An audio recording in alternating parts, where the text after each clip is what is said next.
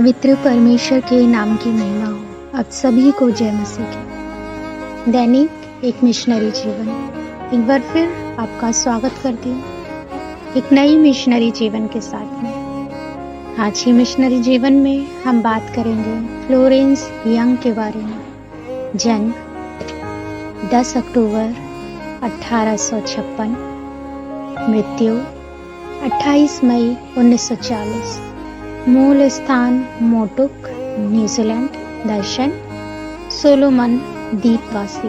आइए विस्तृत में ध्यान देते हैं। फ्लोरेंस सेलिना हैरियट यंग का जन्म न्यूजीलैंड के मोटुका में हुआ था। उनके पिता एक किसान थे।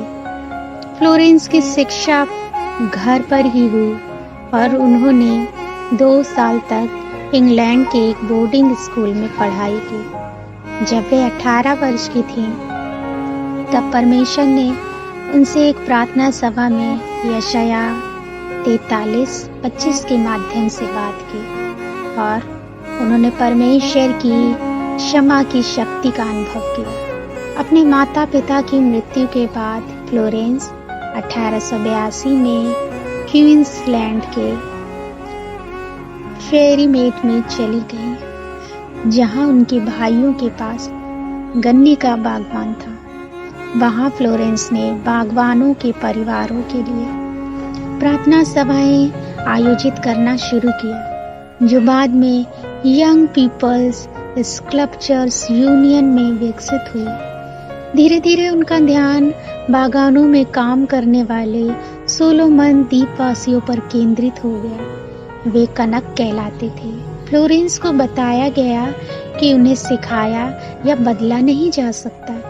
फिर भी उसने उनके लिए सरलीकृत अंग्रेजी में कक्षाएं संचालित करना शुरू कर दिया और बाइबल की सच्चाई दिखाने और सिखाने के लिए चित्रों और प्राकृतिक चित्रों का इस्तेमाल किया। 1846 में फ्लोरेंस में फेरीमेट में क्वींसलैंड कनका मिशन की स्थापना की, जो एक इंजील गैर सांप्रदायिक चर्च था। मिशन ने शिक्षा या सभ्यता से पहले मुक्ति पर जोर दिया। 1904 से 1905 में QKM में 19 मिशनरी और 118 देसी शिक्षक थे, जिन्होंने 2000 से अधिक आत्माएं प्राप्त की। 1891 और 1900 के बीच 6 साल तक फ्लोरेंस ने चाइना इनलैंड मिशन के साथ काम किया। इस अनुभव ने उन्हें द्वीपवासियों के साथ मिशनरी कार्य की योजना बनाने में मदद की।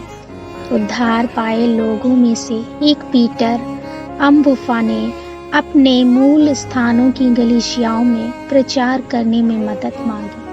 उनकी याचिका की प्रतिक्रिया के रूप में साउथ जी इवेंजिकल मिशन की स्थापना 1904 में सोलोमन द्वीप के मलाइता में QKM की एक शाखा के रूप में की गई थी। उस वर्ष फ्लोरेंस ने नए स्थापित चर्चों के पोषण के लिए सोलोमन द्वीप समूह में मिशनरियों के एक समूह का नेतृत्व किया। उन्होंने 1926 तक द्वीपों की लंबी वार्षिक यात्राओं का भुगतान करना जारी रखा। 1940 में उनकी मृत्यु के समय तक SSEM 7,900 से अधिक लोगों को उद्धार के अनुभव की ओर ले गए। अपनी युवावस्था में फ्लोरेंस ने कट्टरता के साथ प्रार्थना सभाओं का संचालन करना शुरू कर दिया। वे परमेश्वर और उनके वचन से प्रेम करती थी।